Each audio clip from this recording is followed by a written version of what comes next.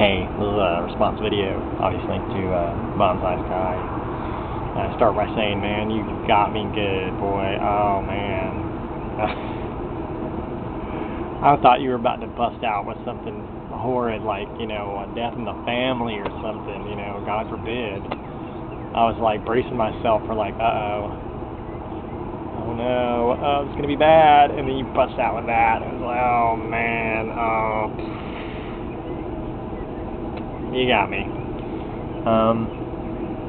But as to why this this made its way to CNN, why it's considered, news. Well, I mean, I presume it's a rhetorical question because you seem like a bright guy, but for the sake of argument, I'm going to say it anyway. For the most part, the mainstream media, including the news, and especially the news, does not exist to keep us informed about important events going on in the world. Its main purpose is to distract us from important events going on in the world. I mean, that's part of how the system works, to keep us all from asking too many questions and, under control, keep us wage slaves under control. I mean, the other thing that's kind of sad that some of those penetrating questions ever asked of newsmakers is on The Daily Show, a comedy show. And how sad is that? Speaking of The Daily Show, I just wanted to ask you about this while I got your attention. The other night they showed this clip of McCain at this rally, and I was wondering if you saw this because man, it was really funny and it was hilarious. To me, I thought it was a hilarious way to make a really good point. McCain is like, this woman in the audience got the mic and she's like, I don't trust Obama, and he's nodding, and she's like, he's Arab. And that's when McCain takes the mic and he's like, no ma'am. He's a loving family man that I just happen to disagree with, right? So you go to Asif Manvi in the studio and he says, well, let's start with the obvious.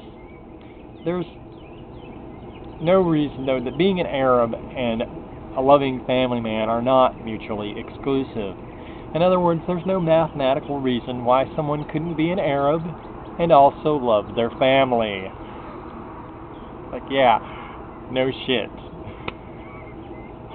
It's like, oh man. I'll tell you, as a non-Muslim, I often find myself in this really weird position of having to defend Islam to ignorant people. I mean, you would not believe, well, you probably would believe some of the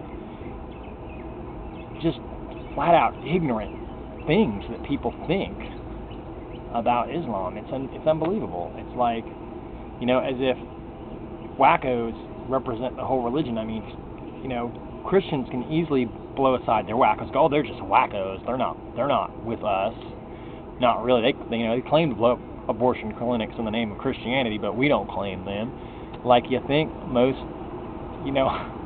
everybody's got their wackos, and they're not emblematic or representative of all these millions of people, and to think otherwise is not only ignorant, but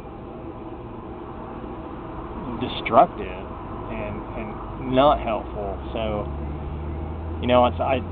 part of the reason I subscribe to your channel is because it's like, yeah, man, it's good to see somebody out there just laying it on the line and going, look, man, I'm just a regular person like you. What the hell? And helping to dispel a lot of the, just ignorant misconceptions. So I also wanted to put that, get that in there as long as I was sending you a message.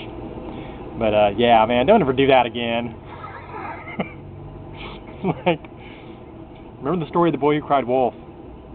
Sometimes you might actually have something serious to say, man, and I'm going to be expecting a laugh, and you're going to say something serious, and I'm going to be like, oh, shit. Oh, snap, word. So, but I mean, it's your channel, so be my guest, but I'm just saying, as a subscriber.